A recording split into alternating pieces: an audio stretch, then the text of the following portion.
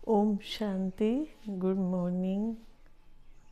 परमपिता परमात्मा ने हमें इतना श्रेष्ठ खजाना दिया है। उस खजाने में से सबसे बड़ा खजाना है ज्ञान का खजाना। वैसे तो देखो 3 खजाने और भी हैं, समय, श्वास और संकल्प, लेकिन उसके साथ साथ सबसे बड़ा खजाना जो है ज्ञान का खजाना है। आज हम देख रहे हैं कि मनुष्य धन के पीछे दिन रात भाग रहा है कि कहीं से भी धन आ जाए, चाहे वो गलत तरीके से भी आ जाए। लेकिन सोचने वाली बात है कि क्या वो धन हमारे साथ जाता है। आज देखो राजा सिकंदर के लिए भी कहते हैं कि इतना धन था उसके पास, इतना धन कि पीढ़ी बाय पीढ़ी, किस पीढ़ियाँ भी उनकी खाएं तो ख़त्म नहीं होता था।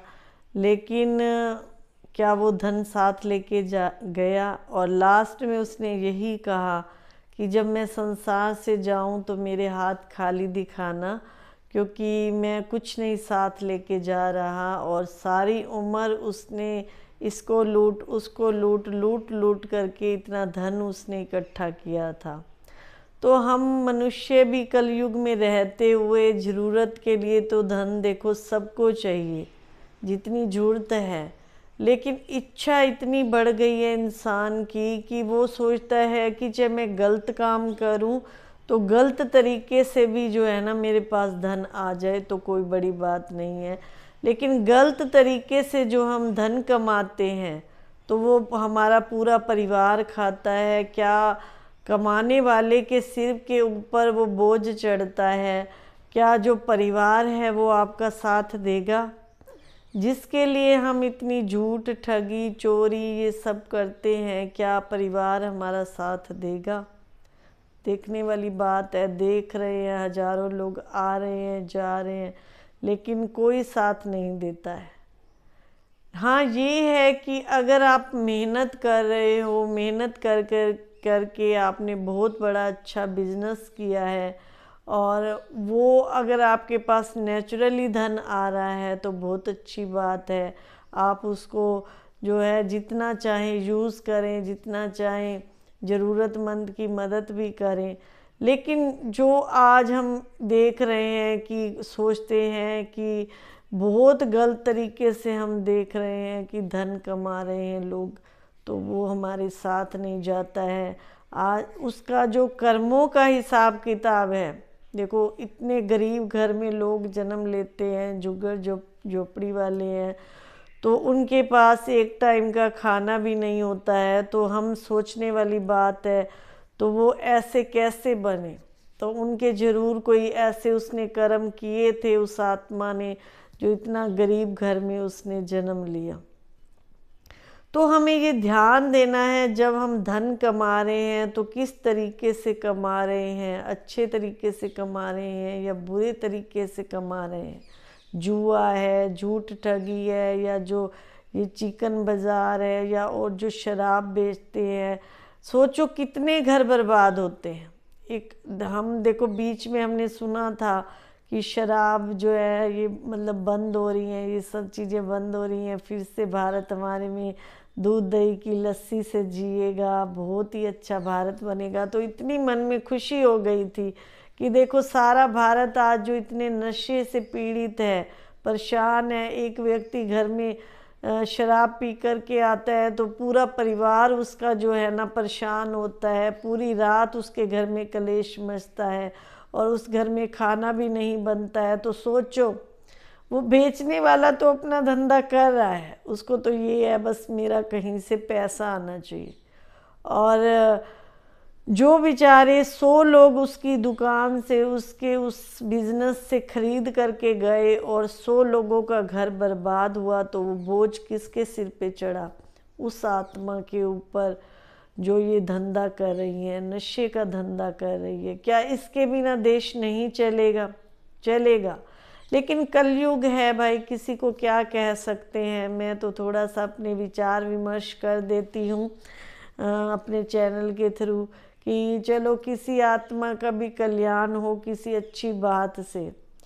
तो सबसे बड़ा धन जो है वो है ज्ञान, धन का खजाना। वो धन तो चाहिए ज़रूरत के लिए, जिसको भी चाहिए, लेकिन गलत तरीके से कभी भी धन ना कमाए।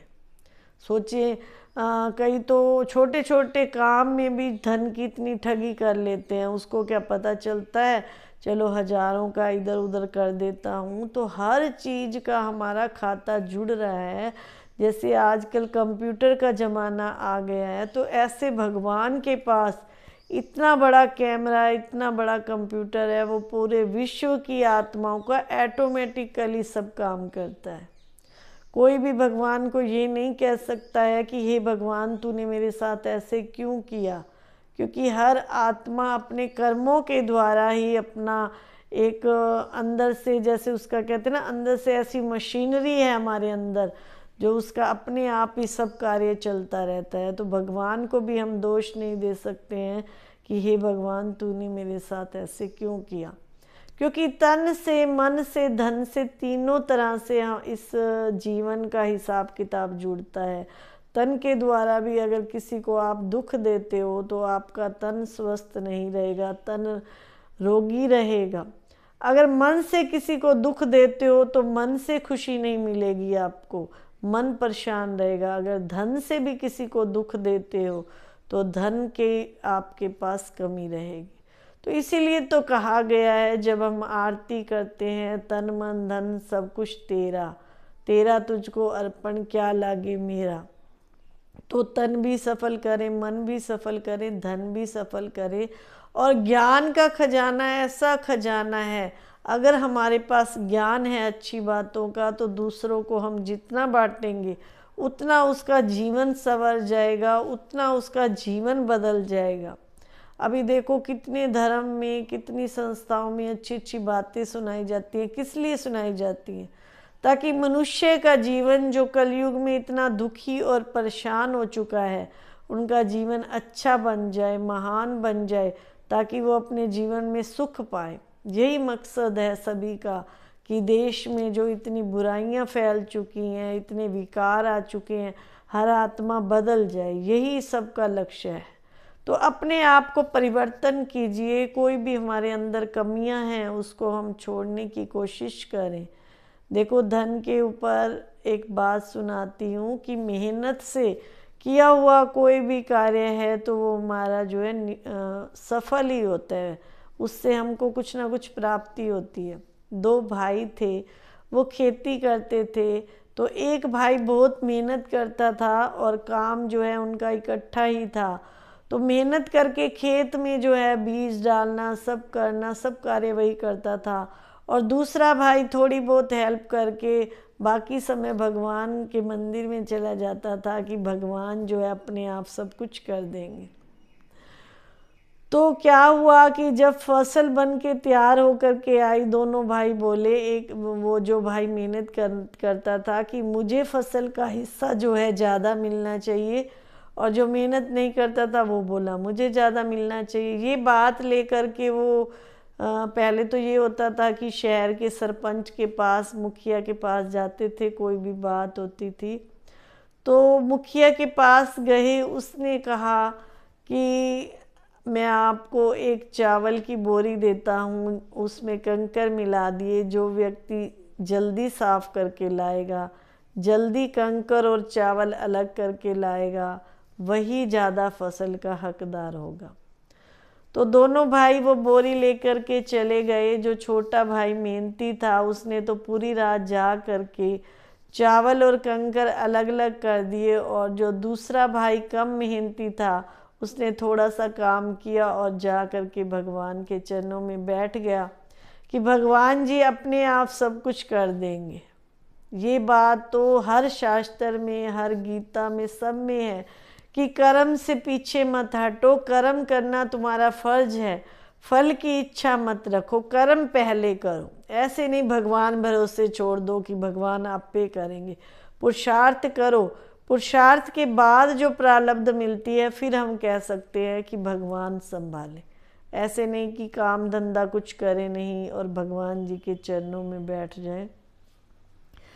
तो फिर क्या हुआ, जैसे उन्होंने क्या किया, बड़े ने कोई मेहनत नहीं की, छोटे ने मेहनत करके चावल की बोरी और सारे दाने अलग कर दिए और कंकर अलग कर दिए। सुबह फिर गए वो मुखिया के पास, तो छोटे भाई ने अपनी बोरी रख दी बिल्कुल साफ़ सुथरी, और दूसरे भाई ने अपनी ऐसे रख दी। तो मुखिया ने कहा देखो इसके चावल बहुत साफ़ हैं, बहुत मेहनत करी है इसने, और इसके तो कंकर बीच में मिक्स ही हैं, तो ये ज़्यादा फसल का हकदार है, इसने ही खेत में ज़्यादा मेहनत करी है, तभी इसको फल ज़्यादा मिलना चाहिए। तो ठीक इसी प्रकार हमको भी अपनी लाइफ में स्ट्रगल है, मेहनत है, जो है करना चाहिए। ये नहीं कि सब कुछ हम भगवान भरोसे छोड़ दें कि भगवान हमारे कार्य अपने आप कर देंगे। भगवान भी ये कहते हैं कि आप अच्छे कर्म करो, मेहनत करो, पुरुषार्थ करो, फिर मैं आपके साथ हूँ। कहते सच्चाई की हमेशा जीत होती है। जो सच्चाई से अपना कार्य करता जाता है और झूठ ठगी के रास्ते पे जो चलता है, कंकर के रास्ते पे जो चलता है, फिर भगवान भी उसका साथ नहीं देते हैं। वो भी सोचते हैं कि इसने अपना रास्ता खुद चुना है, तो ये अपना रास्ता खुद ही साफ करेगा। तो इसीलिए अपनी लाइफ में जो है कुछ अच्छी बातों को अपनाएं, ज्ञान धन को भी धारण करें, जहाँ से भी अच्छी शिक्षा मिलती है उसको लें, तो हमारे जीवन का कल्याण हो जाएगा। ओम शांति।